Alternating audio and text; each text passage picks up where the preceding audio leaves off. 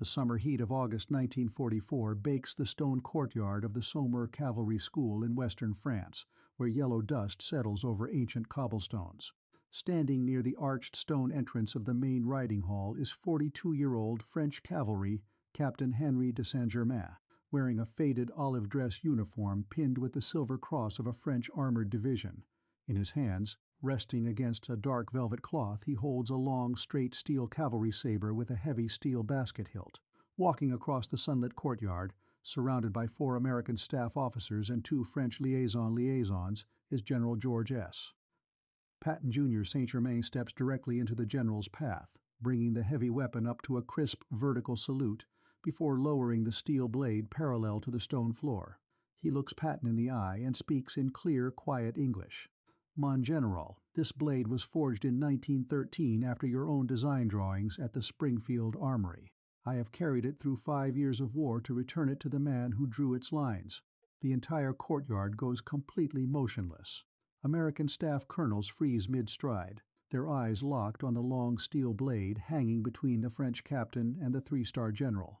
Liaison Officer Major Robert Evans stops with his hand hovering over his sidearm holster, calculating the immediate security risk of an unannounced weapon presented to the commander of the Third Army. Patton does not step back, nor does he reach for his ivory-handled revolver. He simply stops in the dust, his eyes fixing on the steel basket hilt and the double-edged blade forged 31 years earlier.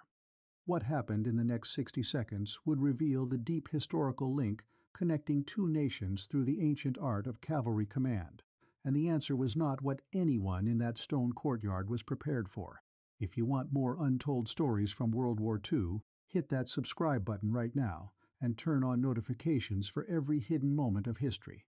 Let me back up a second, because to understand what it meant for Captain Henri de Saint-Germain to present that sword, you need to understand what the Saumur Cavalry School represented in August 1944. It was not an ordinary military base.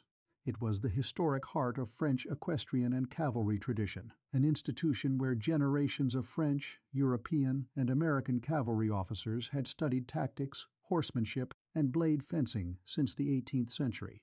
In 1912, as a young lieutenant, George S. Patton Jr. spent months at Saumur studying advanced sword design and mounted fencing under the famous French master of arms, Adjutant Cléry. It was during his time at Saumur that Patton synthesized European blade theory, culminating in his design of the United States Army's Model 1913 Cavalry Saber, commonly known as the Patton Saber, a revolutionary straight-thrusting sword designed to replace the traditional curved cutting saber. In the summer of 1944, Saumur had just been liberated from German occupation by advancing American armored forces. The courtyard was filled with damaged military vehicles, shell-pocked stone walls, and the heavy atmosphere of a nation recovering its sovereignty. To present a steel weapon to a Supreme Army commander in an active war zone violated every standard security protocol enforced by Allied military police. Visits by 3-star generals were tightly controlled affairs, surrounded by security details trained to react instantly to unscripted physical approaches. Every officer present understood that stepping into a general's path, holding 3 feet of sharpened steel, required incredible trust, respect, and a deep shared understanding of military tradition. And the operational stakes across western France that month were intense and fluid. Patton's Third Army was tearing across France in one of the fastest armored drives in military history, requiring constant coordination between American tank divisions and local French resistance forces and liaison officers. Maintaining mutual respect and operational harmony between American command and French military authorities was vital to securing liberated cities and maintaining supply corridors. Staff officers were focused on fuel allocations, road capacities, and tactical boundaries, operating under relentless pressure to maintain the momentum of the breakout. In a high-pressure environment where time was measured in tank miles and fuel tons, an impromptu ceremony involving an old cavalry sword might have been brushed aside by a lesser commander as an unnecessary distraction. Yet military leadership relies on more than mechanical logistics. It requires an understanding of the historical soul of the armies fighting side by side. The math of war calculates tanks and shells, but the alliance relied on shared honor and mutual respect between soldiers who shared a common martial heritage. That was the historical atmosphere hanging over the Saumur courtyard. Picture the scene: bright August sunlight bakes the high limestone walls of the Saumur Riding Academy, casting crisp black shadows across the worn cobblestones. In the center stands Captain Henri de Saint-Germain, his spine rigid, his gloved hands holding the heavy model 1913 saber flat across his palms. The steel blade gleams in the bright light, its straight double-edged spine showing no rust, despite years of war.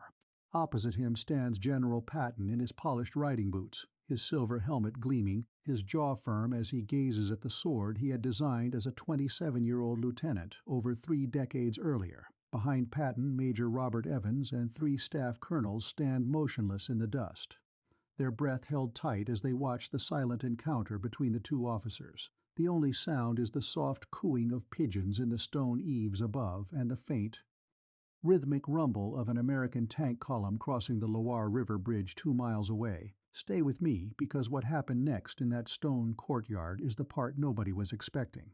General Patton walked slowly forward, extended his right hand, and lifted the Model 1913 saber from the velvet cloth with practiced, effortless familiarity. He did not pass the weapon to an aide, nor did he ask for a staff explanation. He stepped back 2 paces into the center of the courtyard, lowered his stance, and executed a flawless 3-part saber salute, bringing the hilt to his lips, sweeping the blade down to the right, and snapping it back to vertical attention with absolute precision. The 40 years of high command and European battle vanished beneath the flawless physical memory of a master swordsman.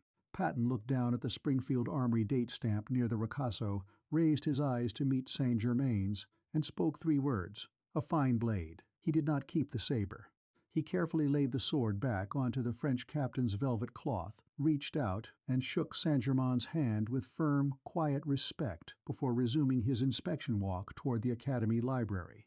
Major Robert Evans later recorded in his memoirs that Patton's salute brought total silence to the entire French Guard detail. See, what few people today realize is that George S. Patton Jr. regarded his design of the Model 1913 Cavalry Saber as one of the proudest intellectual and technical achievements of his life. He had spent months calculating weight distribution, hilt ergonomics, and thrust dynamics to create a weapon built for speed, precision, and decisive momentum. The exact same principles he later applied to armored warfare. Where a casual observer saw an obsolete piece of steel, Patton saw the origin of his operational philosophy. By honoring the French officer who had preserved the weapon through 5 years of occupation, Patton demonstrated that true leadership honors the deep historical roots of the military profession, forging an unbreakable bond of respect between Allied forces. The Saumur Cavalry School in western France held a sacred place in international equestrian and military fencing history. In 1912, as a young lieutenant, George S. Patton Jr. spent months at Saumur studying under Master of Arms Adjutant Clary, synthesizing European saber theory to design the United States Army's Model 1913 Cavalry Saber. 42-year-old French cavalry Captain Henri de Saint-Germain had carried an original Springfield-forged Patton saber through 5 years of war, preserving the steel weapon through the German occupation. Presenting the saber to Patton in the Saumur courtyard in August 1944 was a gesture linking decades of shared military heritage between France and the United States. When Patton took the sword, executed a flawless 3-part salute, and praised the blade's balance before returning it, he demonstrated that beneath modern mechanized warfare lay a deep reverence for classical martial discipline. Saint-Germain served as chief fencing instructor at Saumur after the war, displaying the Patton saber in the school's museum until his death in 1991 as a symbol of soldierly honor. Every officer who served under General George S. Patton Jr. during the European campaign understood that the Third Army operated at a tempo unmatched by any other command. Decisions that would take days in rear echelon headquarters were executed in minutes along the forward line, driven by Patton's belief that speed, audacity, and relentless pressure were the ultimate life-saving tools on a battlefield. Yet this relentless drive was balanced by an unyielding respect for practical competence on the ground, proving time and again that a commander who listens to physical ground truth is a commander who achieves decisive victory. The historical records preserved from the Third Army's advance across Europe demonstrate a consistent pattern. Tactical momentum relied not merely on grand strategic maps, but on the quiet, unheralded competence of ordinary soldiers doing their duty under extreme pressure, whether in the freezing mud of the Ardennes or the dust of western France. Moments of unexpected courage and technical precision defined the true character of the Allied war effort. Military historians who study the European theater often note that leadership in combat requires a rare combination of absolute authority and quiet humility. To command hundreds of thousands of men across enemy territory demands unwavering resolve, but to recognize the truth when presented by a lower-ranking subordinate requires genuine greatness of character. The Saumur Cavalry School stood as an international symbol of equestrian tradition, tactical theory, and martial sportsmanship. When George S. Patton Jr. studied at Saumur in 1912, he engaged in rigorous blade research alongside leading European masters of arms, leading directly to his design of the United States Army Model 1913 Cavalry Saber. 31 years later, in liberated France, French Captain Henri de Saint-Germain presented an original Springfield-forged Patton saber to the general during an official headquarters inspection. Patton's instant recognition of the weapon, followed by his crisp execution of a classic saber salute, bridged decades of shared military history. The gesture reaffirmed the deep professional respect linking American and French officers who shared a common dedication to soldierly excellence. The historical continuity of cavalry doctrine and martial craftsmanship played a significant role in George S. Patton Jr.'s development as a military commander. His early work at the Saumur Cavalry School in 1912 and his subsequent design of the Model 1913 Cavalry Saber reflected his belief that speed, leverage, and decisive thrusting momentum were fundamental to warfare. When French Captain Henri de Saint-Germain presented an original Patton saber in the Saumur courtyard in August 1944, the exchange highlighted the enduring bonds of soldierly respect between the United States and France.